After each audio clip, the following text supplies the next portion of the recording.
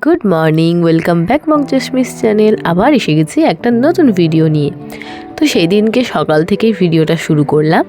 তো প্রথমেই যেটা কাজ করে শুরু করেছি সেটা হচ্ছে চা। প্রথমেই সকালে আমার একটা কাজ থাকে, সেটা হচ্ছে বাড়ির 3 জন থাকি আমরা। সকালবেলা বাবা চলে যায় অফিস, তো 3 জনের জন্য চা বানানো। সকালবেলা খালি পেটে লিকার চাটাই আমরা খাই। বেলার দিকে মা একা দুধ চা খায়, আমরা দুধ চা কেউ খাই না। তারপরে ভাই স্কুল যাবে, তাই ওকে একটু রান্না করে দিলাম। যেহেতু মায়ের শরীর খারাপ, তাই রান্নাবান্নার দিকটা এখন আমিই দেখছি।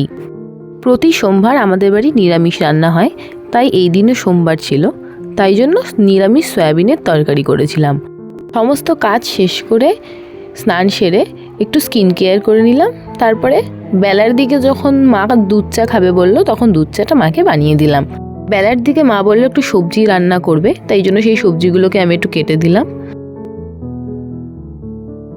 স্নান সেরে ঘুম দিয়ে তারপরে ঘুম থেকে উঠে চলে গেছিলাম সেলাই ক্লাসে। ফেরার সময় অনেক কিছু বাজার করলাম, আর দেখো আমার মা এখানে পনিরের পকোড়া ভাজছে, তো সেটাই খেয়ে নিলাম। আজকের মতো এখানেই শেষ, দেখা হবে অন্য কোনো ভিডিওতে।